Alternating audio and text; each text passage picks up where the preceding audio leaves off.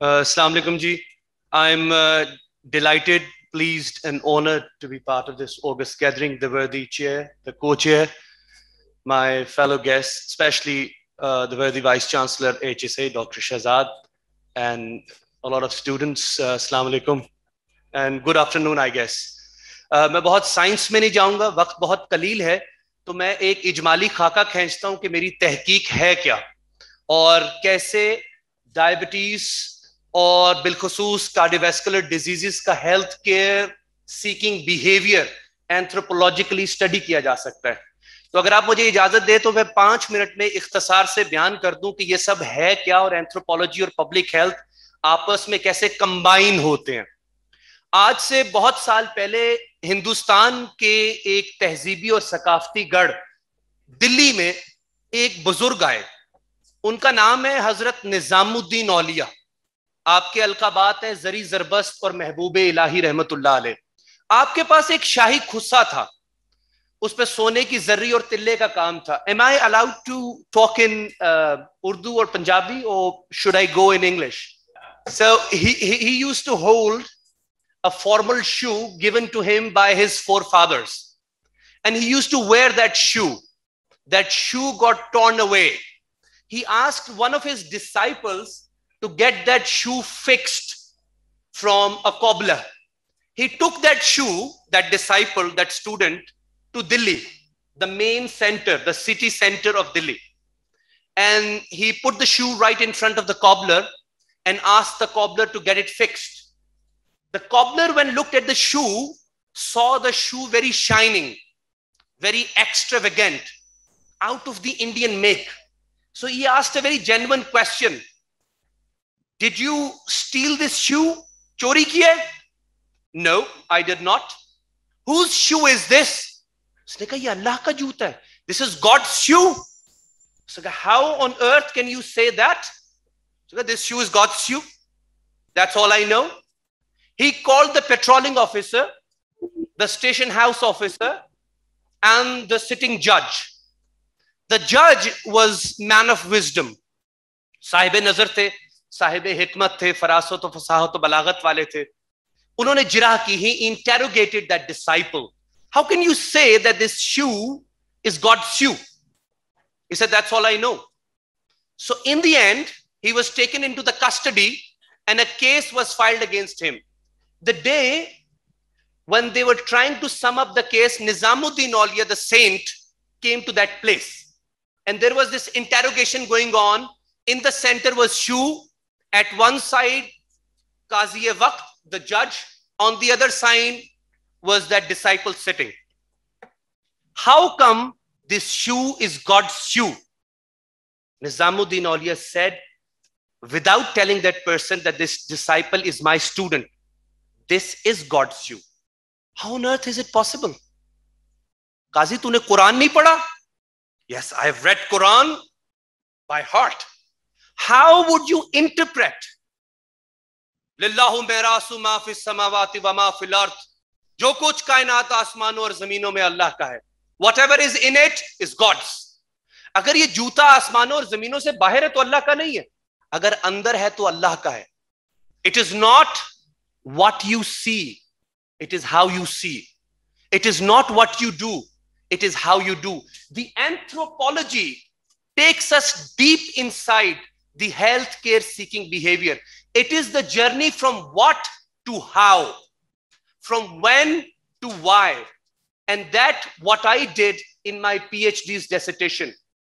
Diabetes or cardiovascular diseases are not made or created in health facilities. It cannot be controlled in health facilities. You need to take into account certain social, cultural, and political factors. And despite knowing, we don't take into account how patients end up getting diagnosed. मैंने अपनी तहकीक में किसी भी एक मरीज को नहीं देखा 1 साल की बाकायदा तहकीक में कि वो अपने पहले विजिट में डायग्नोज हो गया हो कि उसको कोई कार्डियोवैस्कुलर डिजीज है या वो डायबिटिक है. It take number of attempts. Number 2, there are 3 major aspects जो फॉलोअप को और फॉलोअप की एडहेरेंस को इफेक्ट करते हैं. Language, role of paramedic, Language is such an integral part which we all need to learn. When I was part of University of Leeds, we were trying to conduct a research how expressions of pain change with culture. So with culture, we try to understand how people locally interpret diabetes or cardiovascular diseases. मेरे सीने विच कुछ हुंदा है या मेरे लत्तां विच साह नहीं हैगा. This needs to be interpreted culturally, socially. How will I locate and then diagnose physically कि इसको मुझे HbA1c करवाना है, इसकी मुझे रैंडम करवानी है, इसकी मुझे फास्टिंग करवानी है. और फास्टिंग ब्लड ग्लूकोज में मेरी तहकीक में ये चीज सामने आई कि हमने गालिबन 70-75 RH के ऊपर जितने भी रजिस्टर्ड पेशेंट से उनको कहा कि आप फास्टिंग ब्लड ग्लूकोज करवाने आइए निहार मुंह. और उन्होंने कहा हमने तो चाय पी हुई है तो चाय पीना ही निहार मुंह होना है. So just the last point, I am concluding. 3 important चीजें हैं जी डायबिटीज और कार्डियोवैस्कुलर को कंट्रोल करने के लिए. उसको हम लाइफस्टाइल कहते हैं. Diet, exercise, smoking. ये तीनों चीजें हेल्थ फैसिलिटी में नहीं है, कम्युनिटी में है. We need to bring together anthropology and public health, and that's all from my side, sir.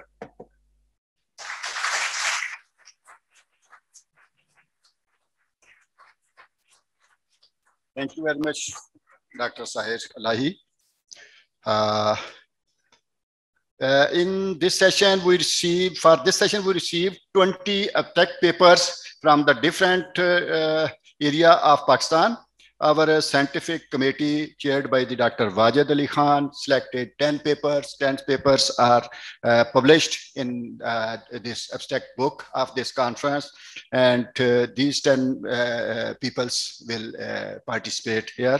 My next presenter is Dr. Ibrar Rafiq from Pakistan Medical Research Council. Dr. Ibrar.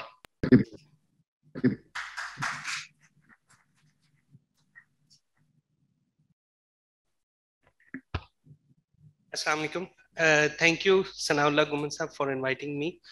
The topic of my presentation is eating behavior and adherence to national dietary guidelines. As we all know that eating behavior and adherence to dietary guideline is important for betterment of the society. Dietary intake is important to one's health, as an unhealthy diet leads to non-communicable diseases. As we all know that Pakistan is a developing country and facing a double burden of communicable and non-communicable diseases. The NCD's risk factor survey that was conducted by PHRC in 2015 and 16, it showed that 96% of the population is consuming less than the recommended diet by the WHO. And it has been reported that healthy dietary items, that is fruits, vegetables, whole grains, minerals, are being replaced with food rich in saturated fat, refined sugar and salt.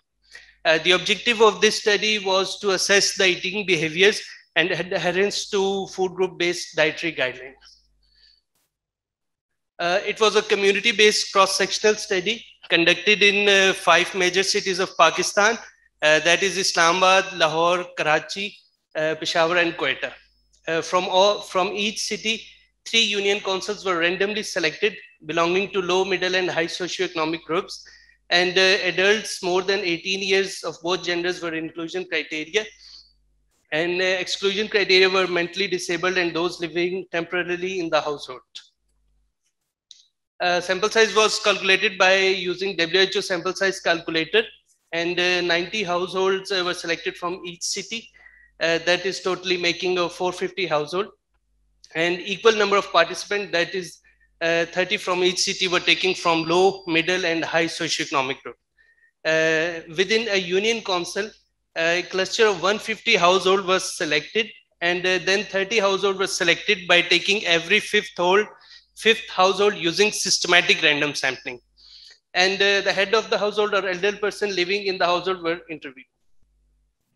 The international standardized food frequency questionnaire was adopted to local context, translated into Urdu, And the data was collected by the team that was trained and included enumerator and male and female data collectors. The food categories that were the information taken on questionnaire containing food categories of meat, milk and derivatives, grains, fruits, vegetables and discretionary food items. And their intake pattern was taken as per the International Standard Frequency Questionnaire, that is daily, once a day, two to three times per day, 4 to 5 times per day. And weekly, once a week, 2 to 4 times a week, 5 to 6 times a week, and similarly, they've taken as monthly if they do. And the adherence was calculated by taking the Pakistan National Treatment Guidelines that were issued by the Ministry of Planning Commission. And adherence score was calculated as 1 if the participants were taking 2 or 3 servings of each meat and pulses, vegetable, milk and milk products and fruits daily. If they are taking daily, then we give them 1 score as per Planning Commission guidelines, and 0 in case they are taking less than 2 servings each for meat, pulses, vegetables, milk products, fruits daily. And similarly is the case with cereals and grains. If they're taking 4 or more than 4, they were scored as 1, and in case of less than 4 times, they were scored as 0. The ethical clearance was taken from National Bioethics Committee, and the written informed consent was taken prior to the enrollment. And this is the results that out of total 54% were for females, and 41% had passed primary or less than primary. And among the food groups, the daily intake of serving of carbohydrates was high, as that the carbohydrate was most high, 3.38, and proteins and milk and derivatives, vegetables and fruits were the least. And there is milk and derivatives, I put the steric over here. It is more because tea was also included in that category. And this is the adherence score that we calculated, that only 1% achieved 4 score. The maximum score we given was the 5, and the only 1% they achieved 4 score, and the 10% they achieved 3 score, and 28% 2, and some of them 25% they didn't get any score. The analysis showed that adherence to national dietary guidelines was significantly high among females and persons having high education. A study showed that the majority of the people was consuming carbohydrates. The high intake of carbohydrate is customary in Asia. The increase of intake carbohydrates has been linked to susceptibility of diabetes, development of obesity, dyslipidemia, glucose intolerance, and hypertension. The intake of fruits was least among all food groups. This is similar to the finding from NCD risk factor survey, in which 96% took less than as recommended by the WHO. As it has already been reported that fruits intake lead to lower risk of cancers, diabetes, and cardiovascular disease.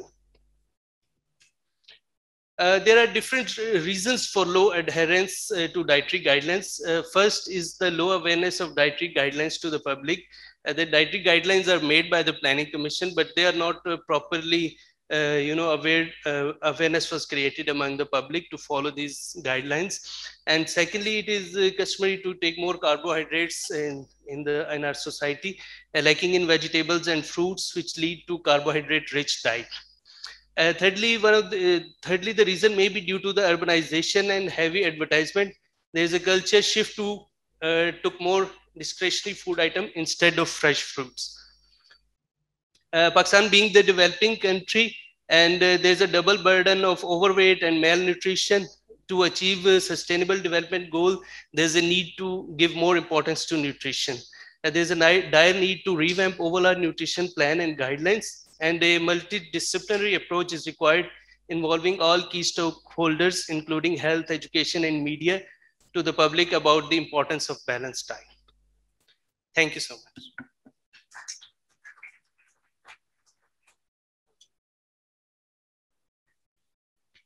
Thank you, Dr. Ebrar.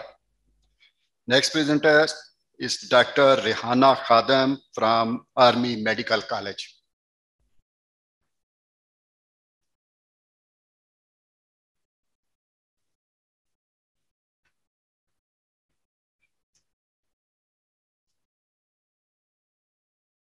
Bismillahirrahmanirrahim.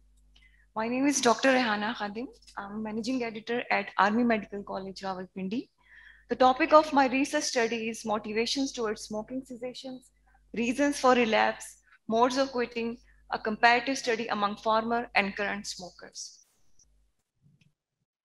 First of all, a brief introduction. Tobacco kills more than 7 million people each year. More than 6 million of those deaths are a result of direct tobacco use, while around 890,000 are a result of non-smokers being exposed to second-hand smoke. Around 80% of world's 1.1 billion smokers live in low and middle income countries. According to National Health Services Regulation and Coordination Ministry, Pakistan was ranked 54th among 84 countries with high prevalence of tobacco smoking. Number of smokers reaches 25 million in Pakistan. According to WHO, tobacco killed 7 million people every year, out of which 108,000 people die in Pakistan. Now the study rationale. Smoking cessation plays a crucial role in reducing preventable morbidity and mortality.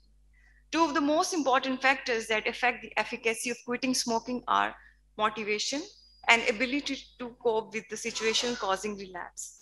This study is a part of larger research projects that aim to investigate factors that influence outcomes of anti-smoking counseling in healthcare settings, including the role of doctor, the role of nurse, and patients' experience of smoking cessation.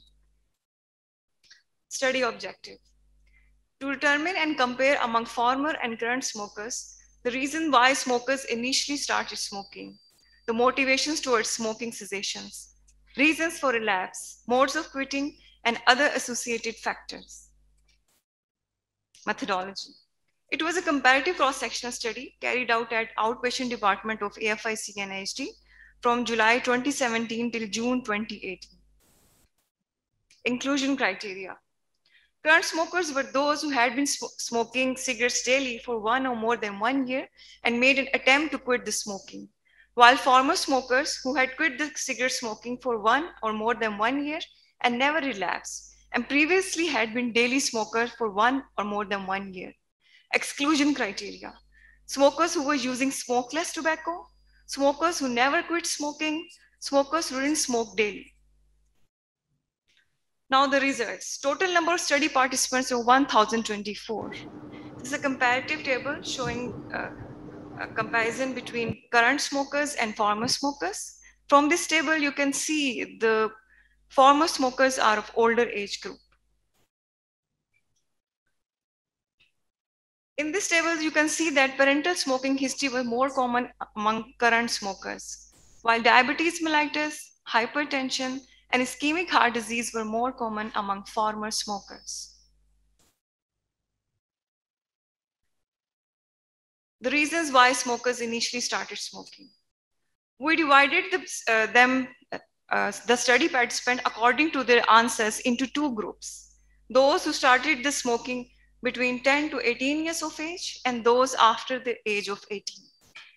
In 10 to 18 years of age, the most common reason was company around of friends, for fun, smoking environment at home, early death of parents.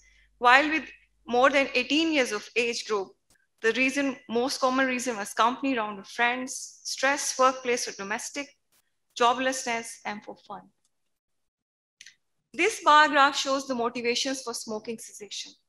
The most common motivation for quitting the smoking was development of cardiovascular disease, 54.8%, followed by persistent cough, severe attack of cough, setting good example for children, religious inclination, people guided well about smoking hazards, smoking bad at workplace, or unpleasant smell to the people around. Now the reasons for relapse. Mean time period after which smoker relapse was around 4 months. The most common reason was company around, 56.6%. Second most common was stress, domestic or workplace, then personal tragedy, constipation, thinking that we all have to die for one day, or for mental satisfaction, 4.2%. Now the modes of quitting. 84.3% people suddenly quit the smoking, while 12.5% gradually decreased the cigarettes. while 16 people shifting to Naswar thinking that it has less hazards. Now the study limitation. It was a single center study. It has section bias due to the place of recruitment. Majority of the female participants were unwilling to share their smoking history due to the social taboo. Now the study conclusion. Smoking continues to remain a major public health problem in Pakistan. The prevalence in adolescents is alarming. Adequate measures should be taken, such as creating a mass awareness regarding the potential hazards of smoking. I have concluded from my study results that most of the people initiate smoking after getting influence from their company. And this is also the major reason of their relapse. The development of cardiovascular diseases remain the main source of motivation behind smoking cessation. Recommendation. A public health approach is needed to change the social climate and to promote the supportive environment. Health educational programs should be conducted at school and colleges, and this should be the part of educational curriculum. A health system approach that focuses on promoting and integrating clinical best practices, which will help tobacco-dependent consumers increase their chance of quitting successfully. A surveillance, research, and information approach is needed that promotes the exchange of information and knowledge so as to increase awareness of the need to change the social norms. These are the references. Thank you very much. Assalamu alaikum, sir. Bismillahirrahmanirrahim. Assalamu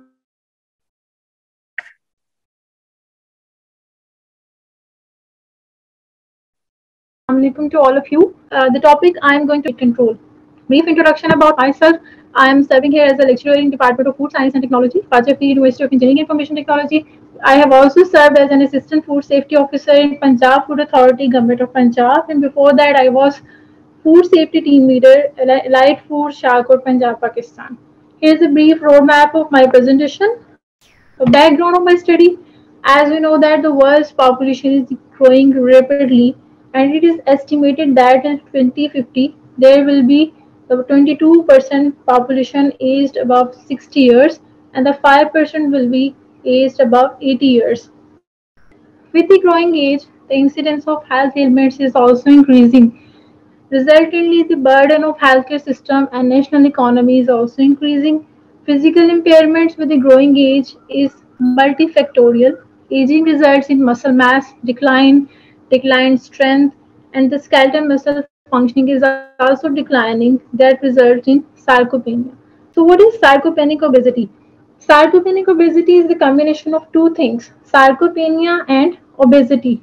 Obesity, we know very well, it's a decreased energy expenditure with the age. जब हमारी physical activity कम हो जाती है लेकिन हम अपनी diet पूरी ले रहे हैं तो उसकी वजह से हमें ओबेसिटी मिलती है. And sarcopenia is the loss of muscle mass. It's unavoidable, ये हमें मिलता ही है as we age. Sarcopenia is a combination of obesity and sarcopenia, and it's a major result of major health concern in aged people. So, what are the causes of sarcopenic obesity? Here are the major factors that I have enlisted here.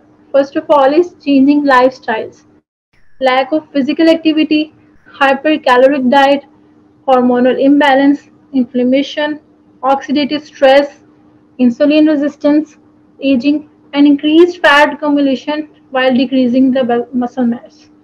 जैसे जैसे हमारा lifestyle change होता है, हम लोग अपनी physical activity कम करते हैं, ओवर न्यूट्रिशन लेते हैं, एजिंग के साथ साथ हमें सार्कोपेनिया मिलता है, ओबेसिटी मिलती है, resultantly sarcopenic obesity and results in muscle atrophy and metabolic homeostasis सारी डिस्टर्ब हो जाती है. So what are the risk factors? The double burden of low muscle mass यानी कि sarcopenia and obesity may result in chronic degenerative diseases, increase the risk of falls and fractures, increase the years of disability, physical impairments, loss of independence, and incidence of NCDs including dyslipidemia, hypertension, diabetes, cardiovascular diseases, and resulting mortality. Lower walking speed in the aged people is also linked with it. So what's the prevalence of sarcopenic obesity? I have shared here some data regarding National Health and Nutrition Examination Survey, according to which it's more prevalent in women as compared to men. In women, it's about 33.5%, and in men, 12.6%. And it age जैसे जैसे हम लोगों की as बढ़ती है, ये prevalence rate भी increase होना शुरू हो जाता है. वुमेन में 40% तक पहुंच जाता है और मैन में अबाउट 27.5% तक पहुंच जाता है. इसकी डायग्नोसिस भी मुश्किल है बिकॉज इसके सिम्टम्स को स्पेसिफिक सिम्टम्स नहीं होते हैं. Here the treatments and control. First of all is calorie restricted diet. ऐसी डाइट की तरफ आना है हमने कि जो जिसमें कैलोरीज लिमिटेड हो लेकिन प्रोटीन का कंटेंट ज़्यादा हो. It's a well known proverb कि let the food be your medicine, कि आप अपनी फूड को ही अपनी मेडिसिन बनाएं, ना कि आपको मेडिसिन को एज अ फूड लेना पड़े. तो stimulate the muscle protein synthesis, हमने प्रोटीन को इंक्रीज करना है अपनी डाइट में. Suggested approach is that we should take about 500 to 1000 kilocalories per day of protein.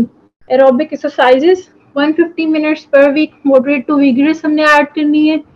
Protein supplementation to mitigate the loss of muscle strength, 20 to 30 gram protein per day या फिर 1 to 1.2 gram kg per kg body weight के लिहाज से हमें protein लेनी है. Calcium supplementation 1200 milligram calcium per day is recommended, preferably through the dietary sources. Vitamin D supplementation 1000 international units vitamin D per day. Other supplementation में ऐसी diet जिसमें essential amino acids specifically arginine और leucine का content हो. Phytoestrogens containing food जिसमें soybean है, wheat bran है, omega 3 fatty acid, antioxidants, carotenoids, vitamin E, C, and isoflavones containing food. Combination of these things, exercise, hypocaloric diet, and drugs. Through this combination, we can mitigate the sarcopenic obesity. Emerging therapies in sarcopenic obesity, first of all is enamoreline. ये रिलीन analogue है जो reverse करता है symptoms of anorexia को, आपकी भूख बढ़ाता है, इंक्रीज करता है लीन बॉडी मास को, एंटी इंफ्लेमेटरी एनाबॉलिक प्रॉपर्टीज है इसकी. बैरिएट्रिक सर्जरी, बट इसमें रिसर्च रिक्वायर्ड है कि अदर ये सेफ है फॉर डर्ट्स. मायोस्टेटिन इनहिबिटर्स, इनका लेवल डिक्रीज होने से मसल जो है उसके लॉसेस को इनहिबिट हो, मसल लॉसेस को इनहिबिट किया जा सकता है. वेट लॉस थेरापीज स्टिल यहाँ पे भी रिसर्च रिक्वायर्ड है, ये मैं रिकमेंडेशंस में भी आगे मेंशन करूंगी कि इस पे काम कर सकते हैं हम लोग. विटामिन के inhibits the bone resorption and osteoclast formation to mitigate the loss after the intentional weight loss. Here's the conclusion. Sarcopenic obesity, we know that increasingly prevalent disorder है, मेजर NCDs की बड़ी वजह है. लाइफस्टाइल इंटरवेंशन जिसमें dietary changes हैं और physical activity है, इसको इंक्लूड करके हम इसको मिटिगेट कर सकते हैं. फिजिशियन को पता होना चाहिए इसके बारे में, ऑलरेडी आपको पता है. फर्दर इन्वेस्टिगेशन रिक्वायर्ड और नोवल थेरेपीज. रिकमेंडेशंस जो हैं ऑप्टिमल वेट लॉस, इंटेंसिटी क्या होनी चाहिए, फ्रिक्वेंसी क्या होनी चाहिए, और कौन सी एक्सरसाइज हमने इंक्लूड करनी है. To combine effect of nutritional exercises क्या होने चाहिए to mitigate sarcopenic obesity. Physical functioning parameters and body composition in sarcopenic obese older adults. Safety and efficacy of bariatric surgery and efficacy study of weight loss therapies in older adults. Your references हैं, और thank you so much to all of you for your patience and for your attention. If you have any kind of question, you may ask. It's my honor to be here in this wonderful conference and in the company of these eminent scholars.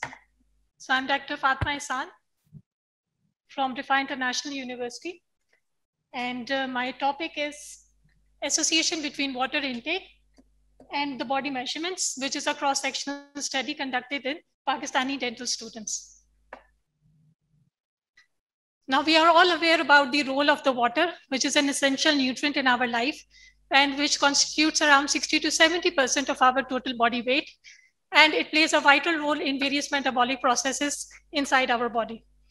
But despite the vital role of water, we are also aware that the daily requirement of water intake is quite less, which is recommended values around 8 to 10 glasses per day.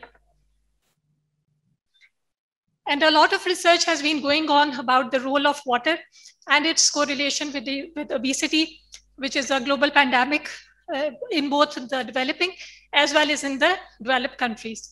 And the parameters for measuring the obesity are normally BMI, body mass index, waist hip ratio, and waist circumference. But here for the waist circumference, we took the abdominal measurement difference, which was 2 inches above belly button and 2 inches below belly button. And the difference was calculated, which is a better indicator for the difference in the body shape. As you can see in the picture, some have obesity more deposited around the central obesity, around the abdomen, which is termed as the android type of obesity. And some have more obesity around the buttock region, which is termed as the gynoid obesity. So these abdominal measurement difference tells us about the shape and the particular biochemical body type as well. And the WHO experts have specially recommended the cutoff values for the Asian population.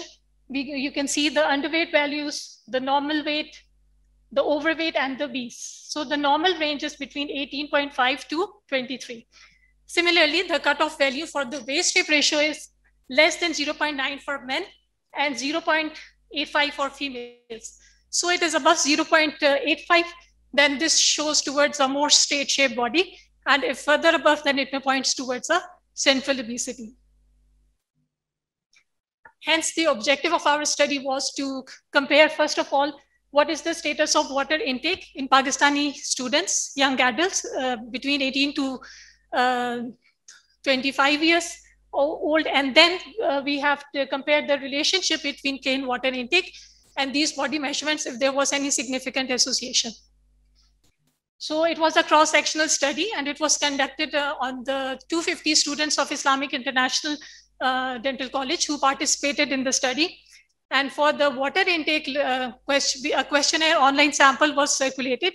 And for the body measurements, we conducted all the studies in the biochemistry and physiology lab following the international standard protocols. Now the independent variable was the water intake status, and the dependent variables were the BMI, waist hip ratio, and the abdominal measurement difference. And by putting the data in the SPSS, we categorized them into 4 categories: underweight, normal, overweight, obese for the BMI. For the abdominal measurement difference, we also categorized them into 4 domains: less than 0, 0 to 2, 2 to 5, and more than 6. So normal range was between 0 to 5, you can say. Now the mean age of all students was 19, in which majority were females. And the descriptive statistics showed that the BMI was in the normal range for both, but the waist hip ratio, as you can see, in the females, it was above the normal value of 0.85. So that is pointing towards a more straight shape, or you can say more towards the central obesity. Similarly, the belly circumference difference was falling in this range. And by looking at this data, you can see the majority of the students, they were consuming less than the recommended value of 8 to 10 glasses. The majority, 57%, were taking 3 to 5 glasses of water. The one-way ANOVA test was conducted to find any significant association, and we found significant association with the body mass index only. No significant association between the waist hip ratio and the abdominal measurements differences. As you can see, this is the water intake level, and this is the BMI. So by increasing the BMI, the water intake status also increased. So there was a direct linear relationship. Although we did not find any significant association, but you can see that there was inverse relationship between water intake and the abdominal measurement differences. So by increasing the water intake, we can reduce the abdominal measurement differences, and thus the, you can say, central obesity. So this was our study in which we found only significant association between the water intake and BMI. However, inverse relationship not significant, but was found between the abdominal measurement differences as well as in the water intake. Thank you, that's all. Next is Dr. Rehana Javed from AFIC. Dr. Rehana Javed. Assalamu alaikum and good afternoon, everyone. My name is Dr. Rehana Javed, and I'm working as a clinical research officer at Research and Development Department of AFIC NIHT. Cuts like a new knife, an effort to reduce surgical site infection in cardiac surgical ICU, AFIC NIHT. Why this topic? SSI are the most common healthcare-associated infections, accounting for 31% of all HAIs among hospitalized patients. The Centers for Disease Control Healthcare-Associated Infections Prevalence Survey found that there was an estimated 157,500 surgical site infections associated with inpatient surgeries in 2018. Moreover, National Healthcare Safety Network data for 2015-16 showed an overall SSI rate of 1.9%. Impact of SSI may lead to increased risk of death, prolonged length of stay at hospital. On average, 2.7% of surgeries result in SSI. According to cost perspective, SSI are believed to account for up to $7 billion annually in healthcare expenditures. It is estimated that 40 to 60% of SSI are preventable. Now, what is a surgical site infection? It is an infection that is related to cardiothoracic surgery, which occurred at or near the surgical incision, inclusive of within 30 days of that operative procedure. This is the criteria for defining SSIs. First one is superficial incisional SSI. This infection occurs at the subcutaneous layer of skin, and deep incisional SSI occur at the deep soft tissues layer of the skin, while third and last is the organ and space SSI infection. It is the infection that occur in the body other than incisional area. This is the pathogenesis. It includes all the contamination that may include endogenous origin, exogenous, hematogenous spread, Staph aureus or Enterobacter, and these all may lead to proliferation of bacteria, which ultimately results in inflammation. And whether it is identified or unidentified, it may lead to development of SSI. These all are the risk factors for SSI. First one is host factors, second one is microbial factors, and the last one is surgical or environmental factors that may lead to development of SSIs.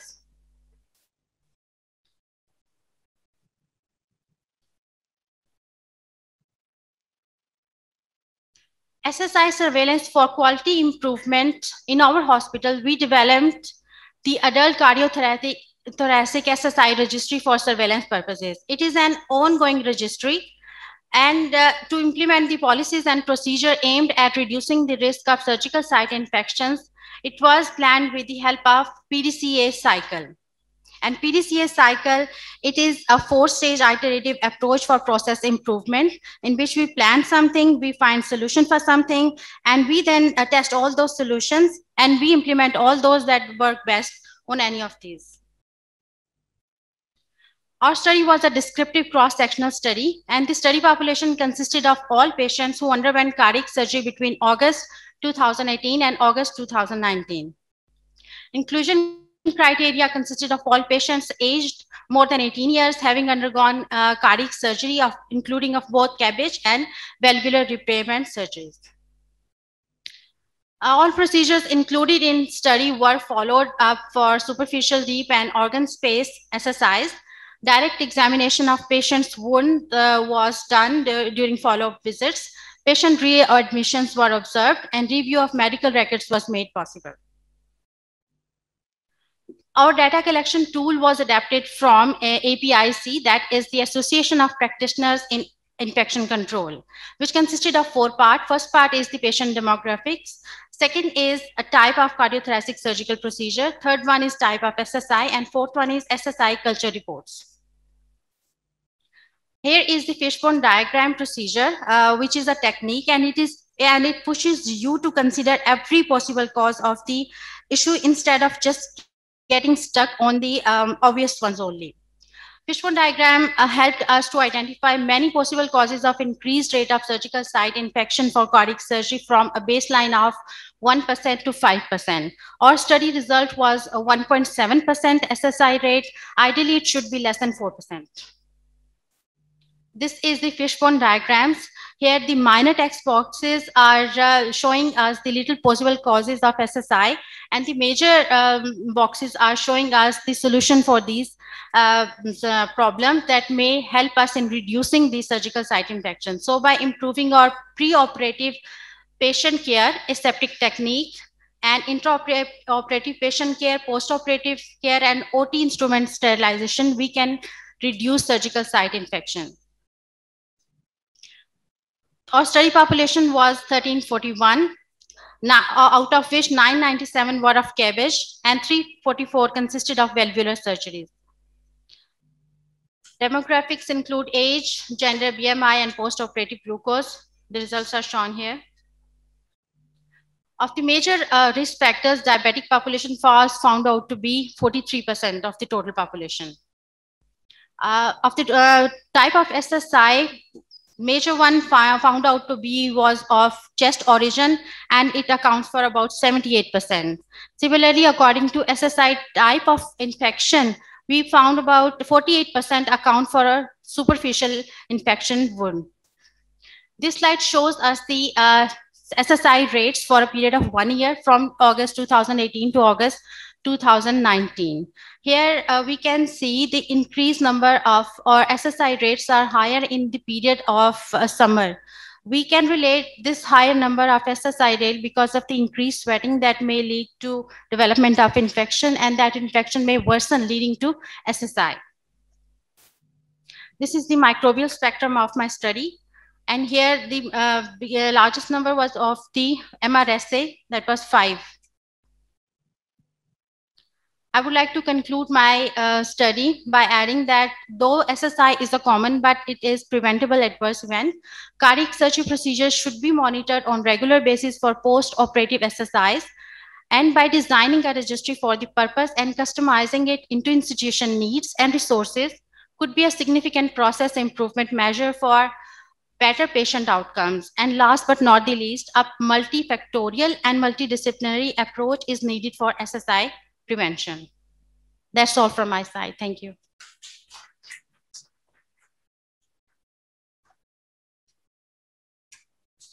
Thank you, Dr. Rehana. My next speaker is Engineer Aisha Ali from Khwaja Farid University of Engineering and Information Technology, Rain Yar Khan. Yes, sir. Good evening, Assalamu alaikum, and good evening, everyone. I'm Engineer Aisha Ali, working as a lecturer, Department of Food Science and Technology, Khwaja Farid University of Engineering and Technology, Faisalabad. Today, I'm going to present my research entitled Impact of Heavy Metals and Polycyclic Aromatic Hydrocarbons with Respect to Cancer Development, a case study. As you all know that the cancer is a major cause of the human mortality among the numerous diseases, and the human diet and the dietary habits that are basically the reasons of the of causing cancer. So the nutrition can account for the one of the third total cause of the cancer. Cancer most commonly associated with the diet include the esophagus, stomach, colon, liver, and prostate cancer. So polycyclic aromatic hydrocarbons and heavy metals, these are the basically substances that develop when we are cooking or preparing our food by the method of barbecuing or grilling. So they are basically pro-carcinogens. Pro-carcinogens are basically the chemical substances that do not itself cause the cancer, but when converted by certain enzymatic reactions to the other substances, and further they may lead to the cancer. Basically my research is on the barbecue chicken or barbecued food. It looks so much appetizing, but nobody knows that they can be the source, or they can be contaminated with highly toxic or carcinogenic or genotoxic polycyclic aromatic hydrocarbons. How they get into our food? So firstly, we will discuss that. Firstly, the polycyclic aromatic hydrocarbons are fused aromatic rings that are formed from the incomplete combustion or pyrolysis of organic material, such as coal, oil, gas, wood, by a series of complex reactions. First of all, pyrolysis takes place.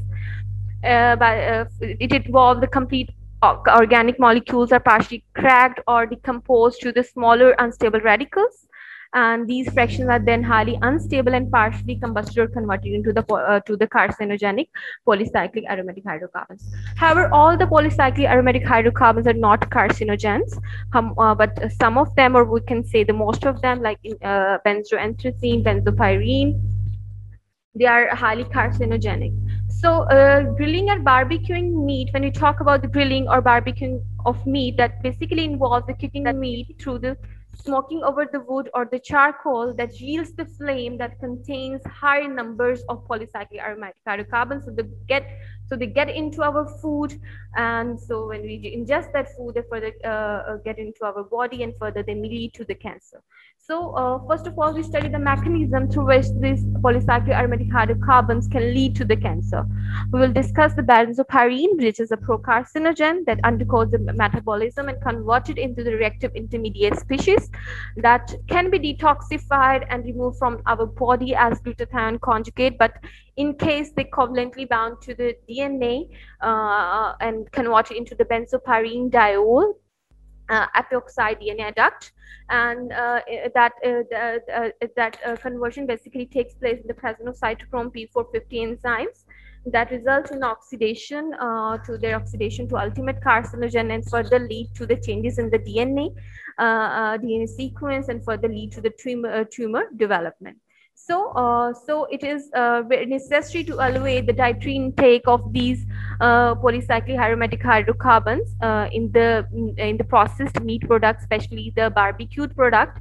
The most four potent polycyclic aromatic hydrocarbons include benzoanthracene, benzopyrene, benzofluorenthene, and chirosine that are considered as the indicator of carcinogenic potency of pH in our food. Next, basically, my study involves the evaluation of heavy metals in our barbecue chicken sample.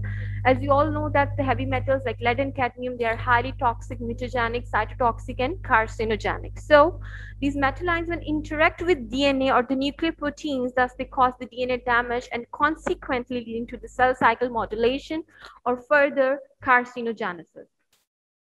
So basically, heavy metal may enter into the humans by the many routes, by ingestion of the contaminated food, inhalation from the atmosphere, drinking contaminated water, but they can also be produced during the charcoal combustion that is used basically during the barbecuing preparation. And the Canadian government basically affirmed the charcoal as a source of harmful emissions. So they prohibited the use of coal or charcoal as for the cooking purpose.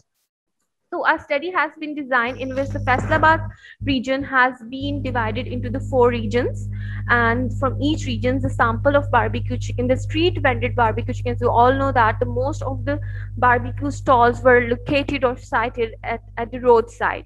So the samples were collected, at least from each region, 20 samples were collected, and these samples were analyzed further for the determination of polycyclic aromatic hydrocarbon and for the detection of heavy metals.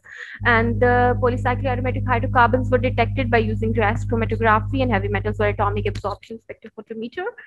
So when we look at this picture, how appetizing they look, but can somebody thought that this food can be contaminated with the polycyclic aromatic hydrocarbons, heavy metals, and further lead or cause the cancer? So basically, the study is designed to assess the risk factors that are associated with the process of transformation of fresh chicken into the smoked or barbecue chicken. We talk about the grilled chicken or barbecue chicken. We thought it is healthy because it does not involve a lot of cooking in our fat or frying. We thought that it is a healthy food, but still the research were designed so that we can create awareness among the people. We can assess the risk factor that associated with type of food. So my results are basically the heavy metal analysis results. As you all know, that lead and cadmium are the potential carcinogen. So the concentration of a safe limit for cadmium is 0.33 ppm. So all the sample from all the regions, most of the samples were contaminated with cadmium, and the concentration of the cadmium was up to the 0.9 ppm. That was really an alarming situation because this concentration is really very high, and it's compared to when compared with the safe limit or permissible limit. This is the graph that's showing the concentration of the lead in our barbecue chicken sample. Almost all the samples showed the much higher concentration of lead. The safe limit for lead is ranges from 0.1 to 0.38 ppm, and the concentration in our barbecue chicken sample was much higher. It ranged up to the 3.5 ppm. That is also a very alarming situation, because the level is very much high, and lead is ranked among the top 20 toxic substances by the Agency of Toxic Substance and Disease Registry, and extremely poisonous for the infants. So the concentration we are ingesting through this barbecue chicken is really very high. Next is the table that show the concentration or level of polycyclic aromatic hydrocarbons in our food. These 4 polycyclic aromatic hydrocarbons, including benzopyrene, benzoanthracene, benzofluorantine, and kerosene, they are considered as an indicator of carcinogenic potency of pH in our food.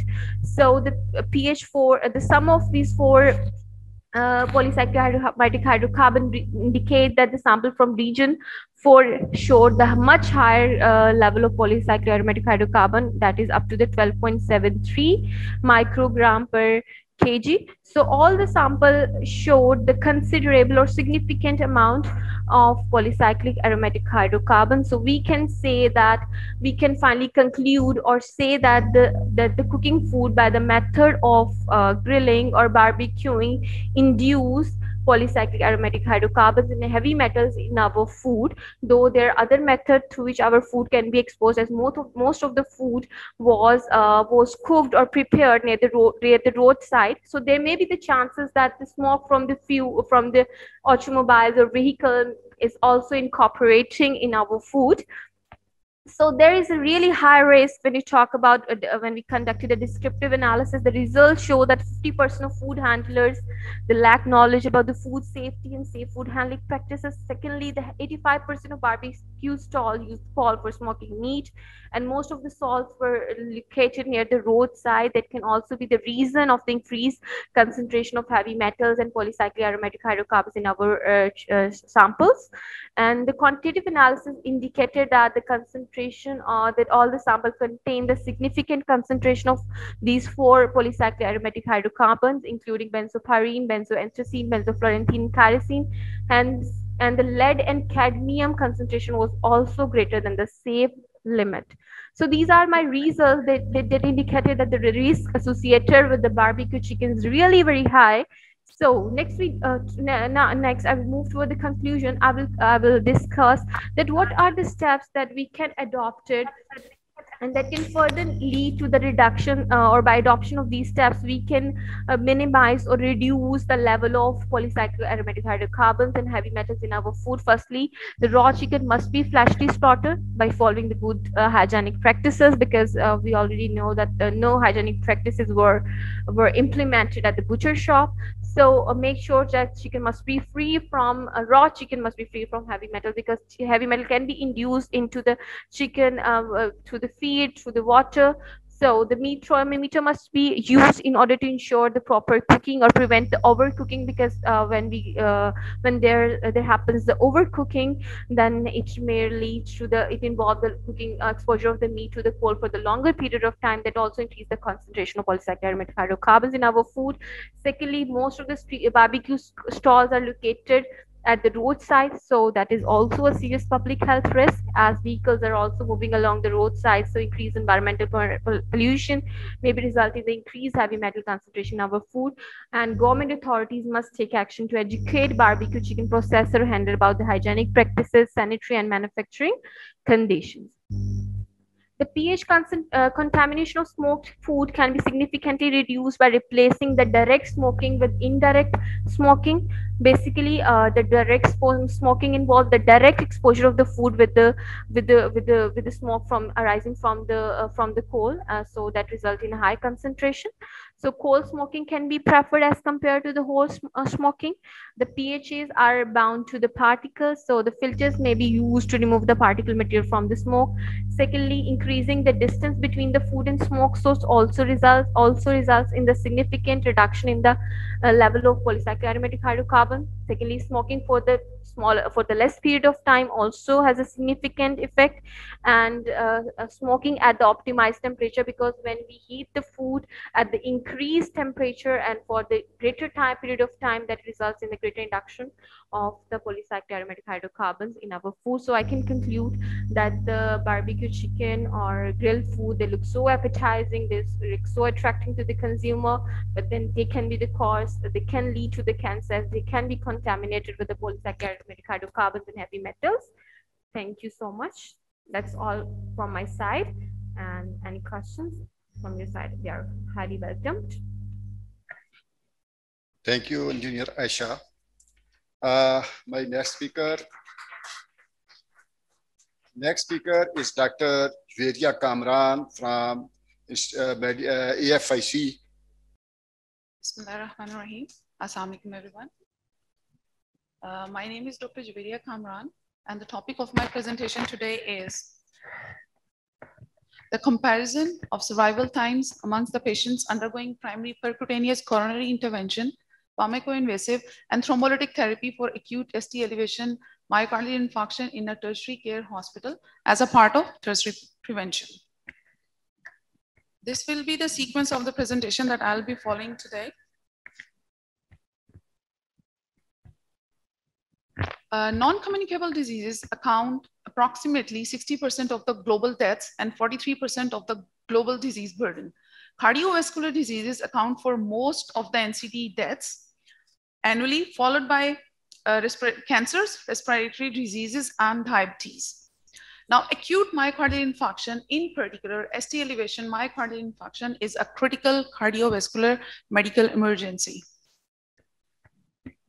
In recent years, primary percutaneous coronary intervention has gained the widespread recognition as an evidence-based treatment strategy that can improve outcomes. In accordance with the theme of today's conference, I am dealing with the tertiary prevention. Tertiary prevention focuses on the people who are already affected by the disease. The goal is to improve the quality of life by reducing disability, limiting or delaying complications, and restoring the function. This is done by treating the disease and providing rehabilitation. Now I come to my study. The majority of the patients, even in the well-resourced countries, they present initially either to the emergency departments or to the local hospitals rather than the angioplasty center. The time-related decision for the immediate perfusion is very critical. There are two pathways that the physicians can follow, either primary PCI pathway or the fibrinolysis pathway. Now, this slide depicts different types of delays that a patient can encounter before he reaches for the appropriate intervention. As you can see, there are patient delays, emergency medical services delays, and the system delays. As soon as the patient comes in contact with the emergency medical services, within less than 10 minutes, the STEMI diagnosis should be made. Then within less than 120 minutes, the patient should undergo angioplasty or the stenting. If after the diagnosis, the physician comes to the conclusion that the patient will not be able to make it to angioplasty center within less than 120 minutes, then the patient should go for fibrinolysis strategy. If a patient is lucky enough and approaches the primary PCI center straight away, then the treatment option is obviously primary PCI, and the time target is less than 60 minutes. The importance of rapid perfusion in STEMI patients is evident from this slide that with 30 minutes delay, 1-year mortality will increase by 8%. The rationale of the study is that evidence-based research seconds the superiority of primary PCI over fibrinolytic and the pharmacoinvasive therapies, which has not been studied in our setup. So the objective of today's studies is to compare the survival times in the patients with acute STEMI undergoing different interventions, and also to give the recommendations. It was a combination therapy, combination study with retrospective and the prospective conducted at AFIC for the duration of 2.5 years using consecutive sampling. All those patients were included who presented with ST elevation MI of more than 1 mm or more than 2 mm in continuous chest leads, left bundle branch block, and either gender were included in the study. The patients who had NSTEMI or who already had undergone angiography procedure, had stroke, hemorrhage, late for SK, or the patients who were on ventilator support, they were excluded from the study. Now, the study population was divided into 3 different intervention groups. The first group was the one that received primary percutaneous coronary intervention, primary PCI. At the start of study, there were 388 participants, but 188 were lost to follow-up, and finally 200 were included in the study. In the second group, that was foraminal-invasive group, 135 patients were included at the start of study, but finally 48 were the ones for which who received the intervention. And third group was the one that received SK, and 46 were the ones that were included in the study. Now, reason for loss to follow was the non-respondents, change of address, unavailability of patient, or the unwillingness. Ethical approval was sought from IRB board of AFIC.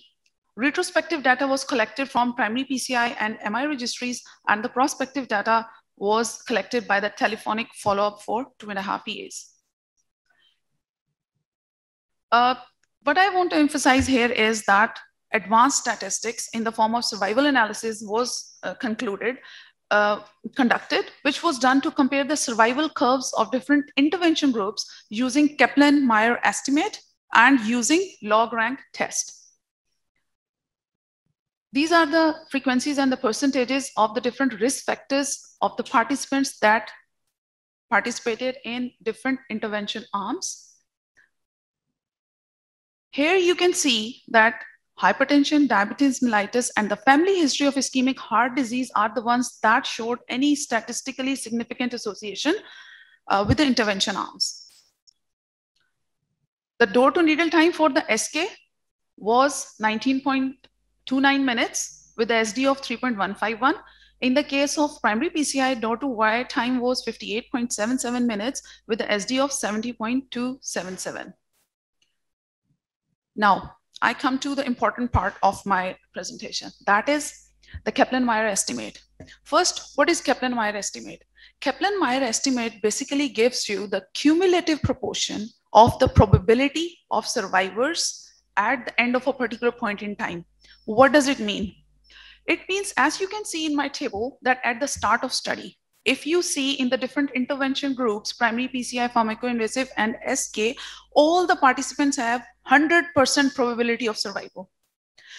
Then if you look at 6 months interval, at the end of 6 months interval, the probability of the participants who belong to the group of primary PCI, they have 96 probability of surviving. In the case of pharmacoinvasive, they have 93% probability of survival. Whereas in the case of SK, they have 75% of probability of survival. Now let's compare at 30 months. If you look at the 30 months, you can see that the patients who received primary PCI intervention, they have 91% probability of survival at the end of 30 months. In the case of pharmacoinvasive, 89%. And in the case of SK, 64%.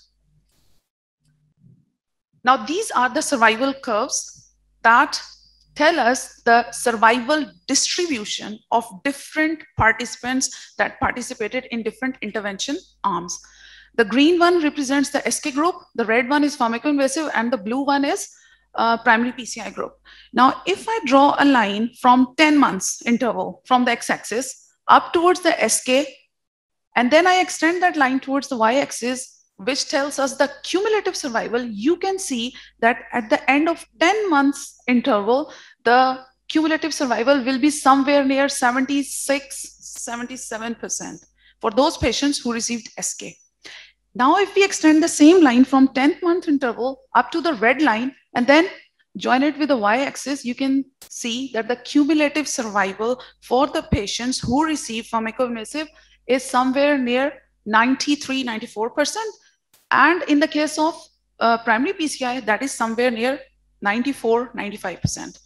So this graph also, survival graphs also tells us the overall superiority of primary PCI over the other two interventions. Now, one thing I want to say that this difference is evident from this graph, but is it statistically significant difference? For that, we applied log-rank, Breslow, and Theron-Ware tests. As you can see, all three tests showed that there was statistically significant difference between these three intervention groups. Now I come to the recommendation. A large multi-center study should be conducted and aware campaigns across Pakistan military hospital regarding post-MI coronary care and importance of transportation within 12 hours to a facility with primary PCI facility should be emphasized. These are the references. Thank you so much for your time.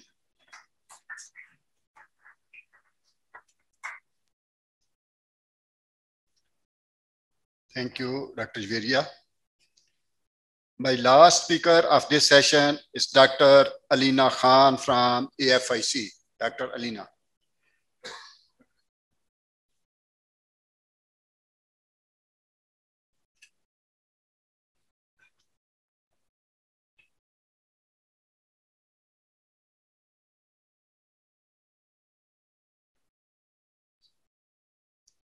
Bismillahirrahmanirrahim.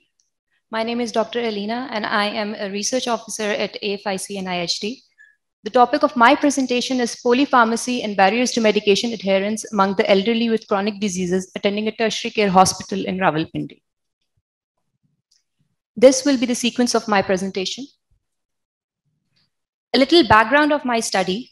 As you know, we are living in a world of non-communicable diseases. Around 30% of adults aged 65 and older in developed countries take 5 or more medicines. And studies conducted globally show that people older take 2 to 9 medicines on an average. The elderly are susceptible to multiple chronic diseases and are at a great risk to polypharmacy. Hence, they face a number of problems adhering to their medication regimen as compared to younger population. This results in deteriorated medical condition, increased hospitalized visits, decreased therapeutic outcomes, and increased healthcare expenditure. Which comes to the rationale and importance of my study. Pakistan has reported a very limited data reporting barriers to non-adherence, especially in the elderly. Most of the studies related to non-adherence focused on a single disease rather than comorbids. Healthcare delivery, according to a study in Pakistan, has a weak infrastructure which leads to neglect of the elderly. Non-adherent behavior may lead to the undesirable effects of the drug or adverse drug reactions, which is an important public health concern that contributes to 5 to 20% of the hospitalizations. So the objective of my study was to evaluate the pattern of medication use in the elderly with chronic diseases in a tertiary care hospital, to identify these barriers in medication adherence faced by the elderly, to find an association between polypharmacy and the barriers faced by the elderly, and find an association between socio-demographic characteristics and barriers faced by the elderly. I define polypharmacy, and it is defined by the World Health Organization as the administration of many drugs at the same time, or an administration of an excessive number of drugs. In this study, administration of more than one medicine is defined as polypharmacy. Medication adherence is defined by the World Health Organization as the degree to which the person's behavior corresponds with the agreed recommendations from a healthcare provider. I used the medication use questionnaire, and it is a 24-item self-reported screener to assess older adults' use of medications and medication use problems. Non-adherence can be divided into 2 categories. One is intentional, that is an active process whereby the patient chooses to deviate from the treatment regimen. And unintentional is a passive process in which the patient may be careless or forgetful about adhering to treatment regimen. And chronic diseases are permanent, leave residual disability, are caused by non-reversible pathological alteration, require special training of the patient of rehabilitation, or may be expected to require a long supervision, observation, or care. And elderly people above the age of 60 years are defined as elderly in Pakistan. My study design was cross-sectional study. I conducted it from October 2019 to March 2020. And my study setting was the outpatient pharmacy of a tertiary care hospital. My study population was elderly patients, 60 years and above, including the patients who attended tertiary care hospital and were age 60, were taking 2 or more medicines. I excluded the patients with memory loss, patients with psychiatric disorders, and those not willing to participate. I used the consecutive non-probability sampling. My sample size was calculated to be 173 with a prevalence of 32.81%. I used the medication use questionnaire. It had two sections. One was socio-demographic questions, and section 2 was questions related to medication use. First was pattern of medication use and barriers to medication use. My data was analyzed in SPSS, cleaned for any errors and discrepancies. Continuous data was calculated with mean and standard deviation. Frequency and percentages were calculated for categorical data. And chi-square test analysis was used for the variables of interest, find an association.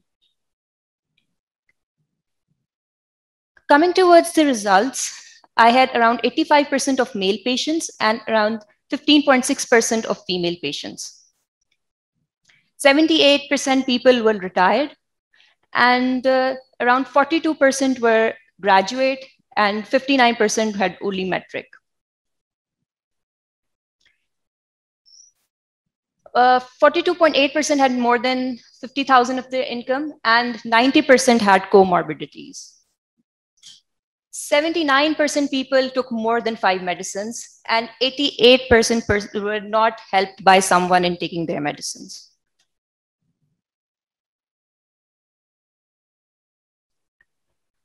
As you can see, that 71% people reported that they often have problems adhering to their treatment due to changes in their normal routine. 70% reported they had often problems because of the physical difficulties. And 70% also reported that they didn't have an organized way to keep track of their medicine. 70% reported they couldn't read or hear the instructions. 72% people reported that they were afraid of becoming addicted to the medicines they were taking. 77% people skipped their medicines because of side effects. 70% people said that the directions were too complicated to take the medicines. And 70% also reported that they didn't like the way they had to take their medicines.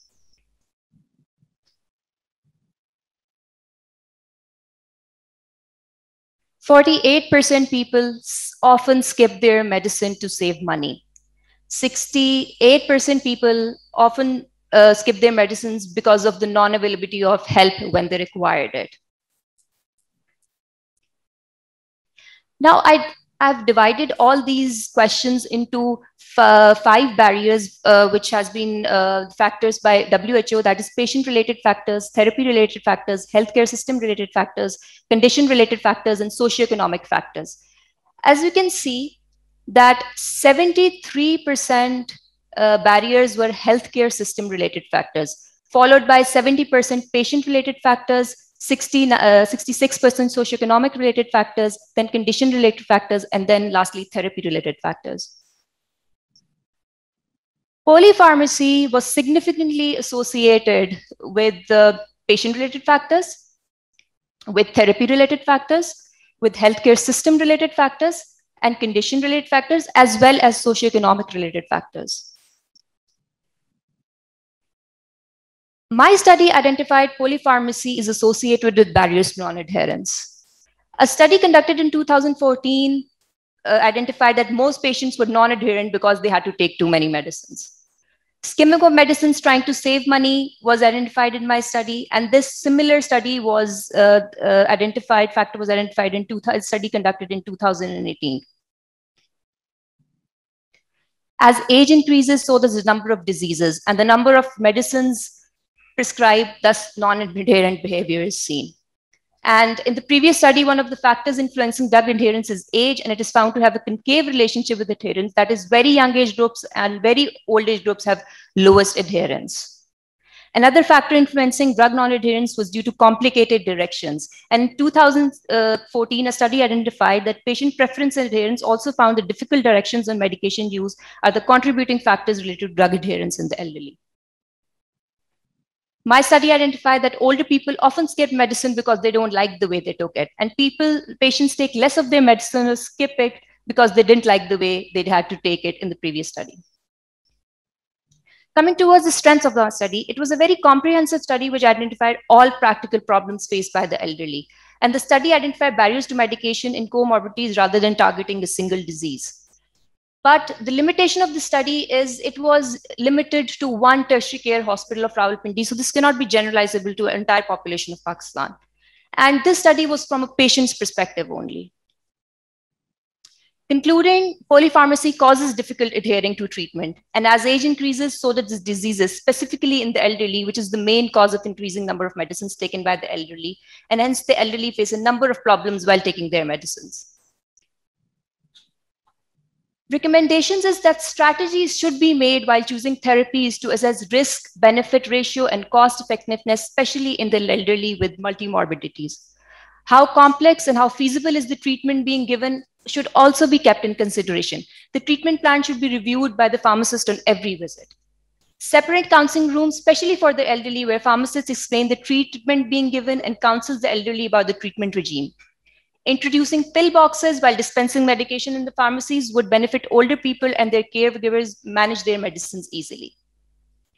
The use of multiple drugs may be appropriate for some individuals. It is important to identify those patients who are at a risk of adverse health consequences due to inappropriate use of medicines and omit medicines that are not useful. An interprofessional approach between the physician and the pharmacist should be made to ensure appropriate treatment strategies. Thank you. Bismillah ar-Rahman ar-Rahim. I was very glad with the enthusiasm with which the youngsters participated in this free paper session. Actually, we had received nearly 24 presentations in a week's time, and our scientific committee had to shortlist only a few for the limited time. All the presentations were very well made and presented, and I'll advise these youngsters to continue this enthusiasm in research and eventually publication, especially regarding NCDs and preventive strategies for non-communicable diseases. Thank you very much.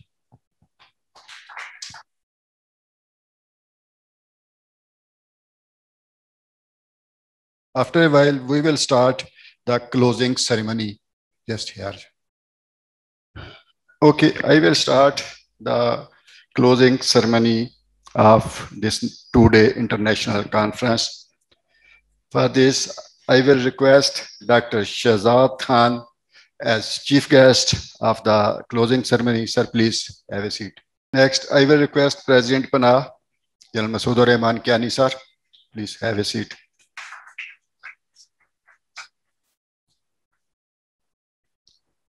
I will request Dr. Samra Mazhar, please come on the stage.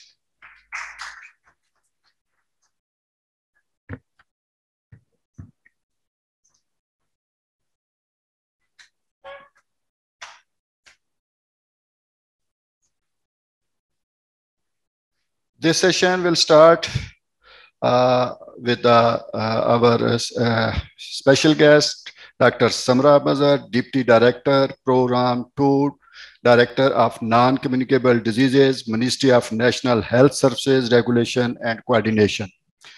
Madam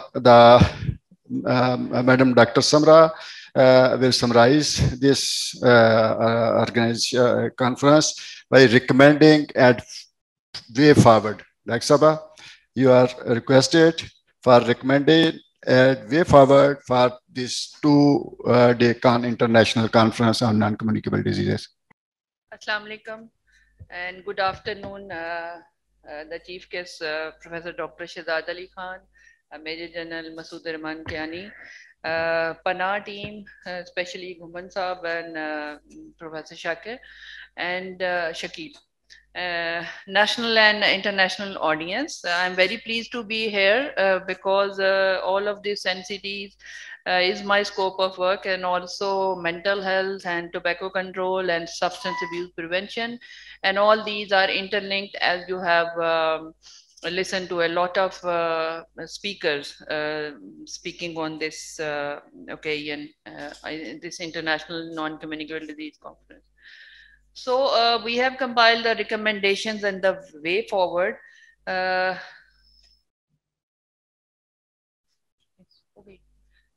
Before coming to the recommendations, we will see what is the 2030 agenda for the Sustainable Development Goals and what are the targets, because we have to make progress against some targets.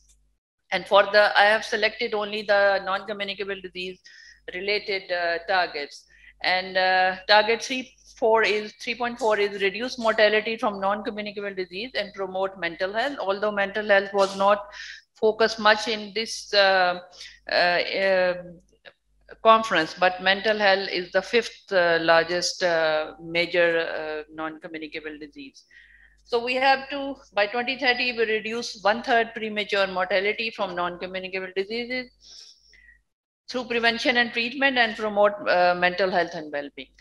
And target 3A is implement the WHO Framework Convention on Tobacco Control. So we have listened to a lot of work done in the tobacco area, but we need to do more.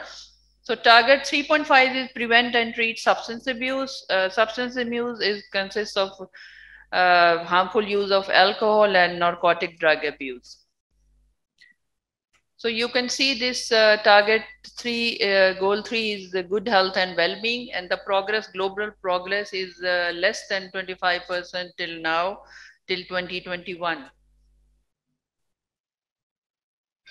So we have segregated the recommendation according to the strategic areas. So number 1 strategic area is governance. So there is a need to raise advocacy for political commitment towards non-communicable disease, and we are lacking this, and you can see that no political personality is here. Resource mobilization, allocation of budget for prevention and control strategies, though we have budget for the treatment purpose and hospital related, but for prevention control strategies, no direct government funding is available.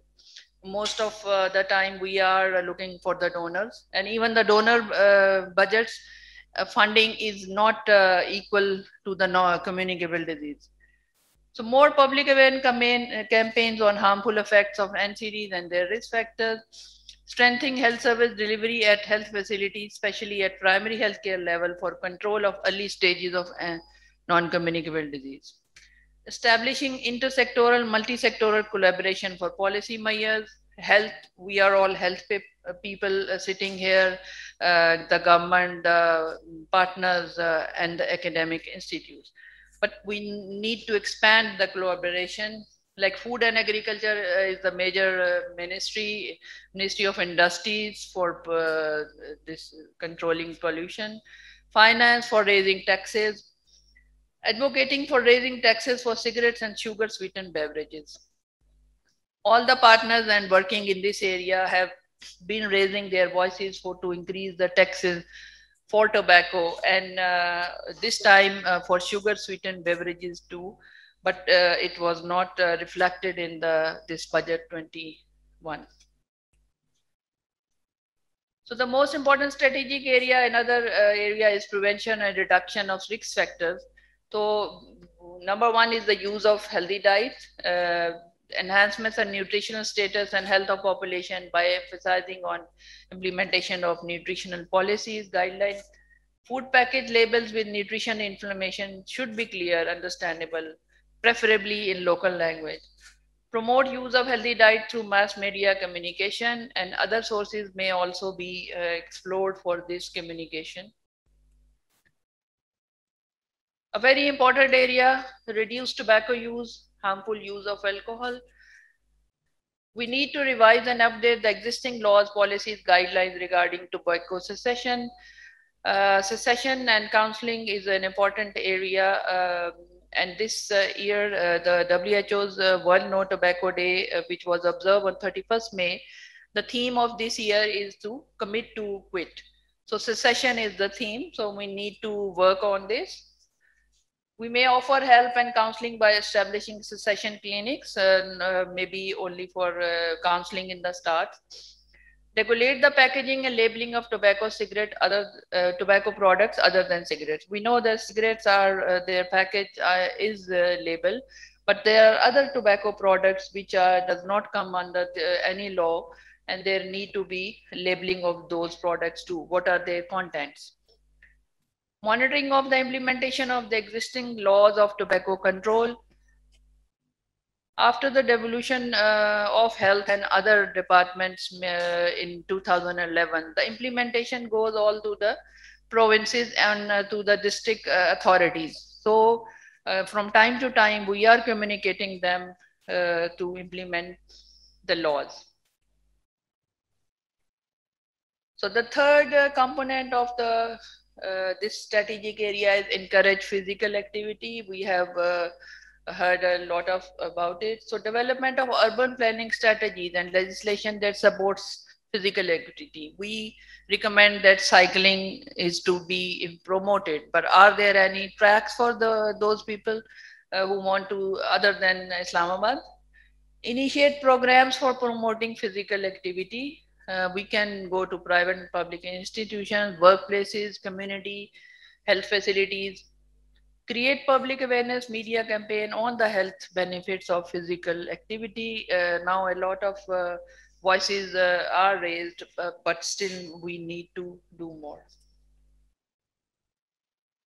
So this strategic area 3 is promoting mental health services because they are linked with the other services and other conditions. And during COVID, we have seen a lot of mental health problems, even in the healthcare providers and also the population. So provision of mental health services via telemedicine and helplines, develop mechanism to continuously provide services during health emergencies. And one of the example is COVID. Advocacy through electronic print, social media to reduce stigma for seeking care. Nobody claims that he has some problem. One has to identify it. So strategic area 4, this is very important. This is the determinants for non-communicable disease and multi-sectoral coordination. As we have listened to a study done in Faisalabad by this heavy metals and carbons emission. So reduce air pollution to improve indoor air quality, encourage use of in the industry, clean energy sources, technology utilization to destroy pollutant at the source, non-toxic material used to manufacture goods. In household, fuel efficient vehicles and use of alternating energy sources, improve food regulations, develop policies to limit saturated fats and eliminate trans fat, adoption of fiscal and regulatory measures to ensure access to and availability of affordable, fresh and nutrition food. But we can also see the economic situation of our people, as in one of the studies, there is low consumption of fruits and vegetables. Raising taxes for sugar sweetened beverages may be one option to reduce the consumption. But you see, these areas, these are beyond the scope of health, Ministry of Health Department or health personnel. So we need to build up collaborations with other areas. So this is the strategic area 5, the last area. This is surveillance, monitoring and evaluation and research. A lot of the work has been done on research, but where is the surveillance? To maintain disease registries, to monitor premature non-communicable disease deaths, to strengthen surveillance system. Although the province have their own registries, especially in Karachi and Punjab, the diabetic registry and cancer registries. But there is no one national data system.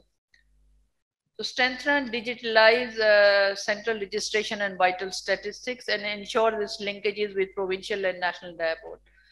Strengthen collaboration partnership between national and international research centers, which we have been promoting. Participate regularly in mental health atlas, dementia observability, suicide surveillance system. This is a WHO tools for surveillance of mental health diseases. So this is my last slide. This is for monitoring and evaluation. This is the global monitoring framework Mortality and morbidity, risk factors. We have talked about these risk factors in all of these 2-day event. National system response, cervical cancer screening, we don't have. Drug therapy and counseling, not yet. Essential NCD medicine and technologies, we have been working on this, and the major hospital, tertiary hospital, like AFC, NIHD, and other tertiary hospitals, they have that. But what about other hospitals, the general hospital, the civil hospital?